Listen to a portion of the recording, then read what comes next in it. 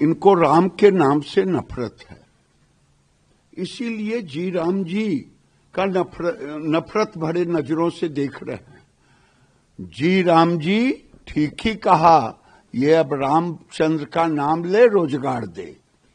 ये रोजगार देने का सबसे बड़ा प्लेटफॉर्म है। पहले 100 दिन था, अब 125 दिन हो गया। कांग्रेस को कहना पड़ेगा कि मैं 125 दिन का विरोध कर रहा हूं। ये जी राम जी अब नफरत करने से राम के नाम से नहीं होगा, मानना पड़ेगा मजदूरों के हित में है।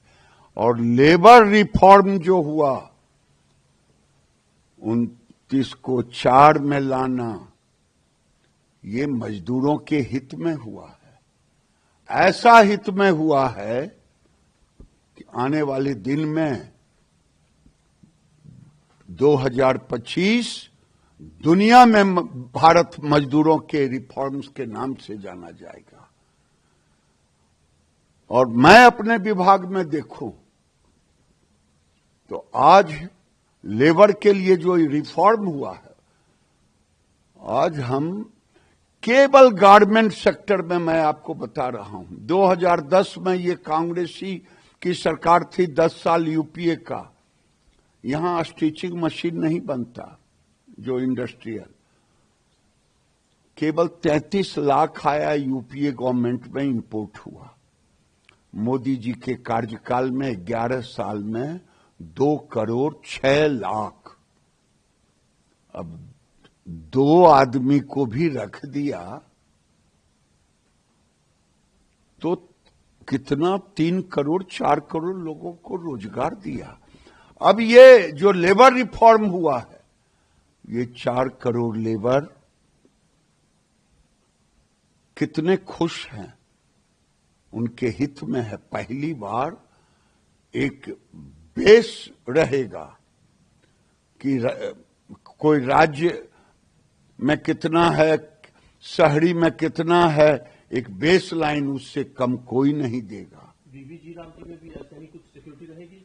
बीबीजी में तो 100% इसी तरह का है, 100 दिन के बदले 125 दिन, और पेमेंट करने में जो दिक्कत करेगा सूद सहित देना पड़ेगा, और रोजगार नहीं मिलेगा तो उसको स्टाइपन देना होगा।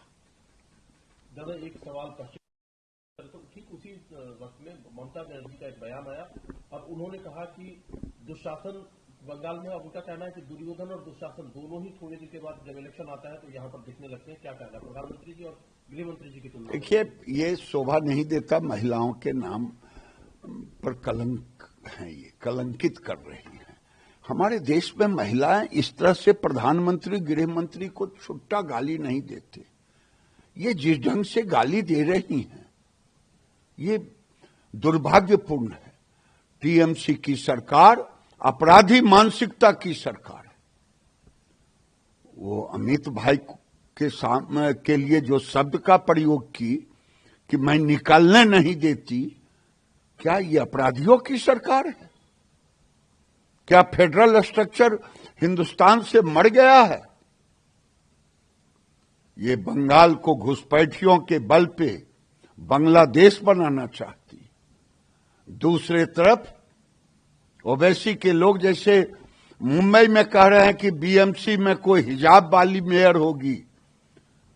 कल वो बंगाल में ममता बनर्जी ने जो हिंदुओं के साथ किया है, कल ओवैसी कहेगा कि यहां हिजाब वाली मुख्यमंत्री होगी।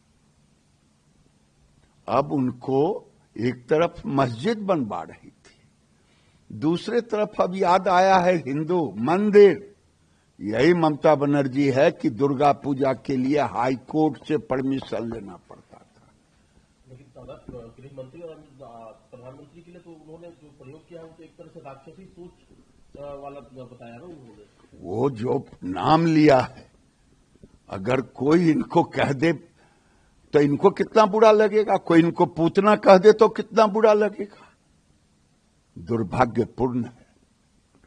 और ये आज महिलाओं की मारपीट हुई है। इनके राज्य में अपराधी प्रवृत्ति ही इनकी सरकार है, इनके लोगों का है। अभी ज्यादा एक विचार बिहार के एक डॉक्टर हिजाब के चक्कर में चर्चा में आ गई थी, उन्होंने ज्वाइन नहीं किया नौकरी, हिजाब के लिए उन्होंने नौकरी नहीं ज्वाइन किया। भाई जाने, वो जो नहीं किया वो जाने,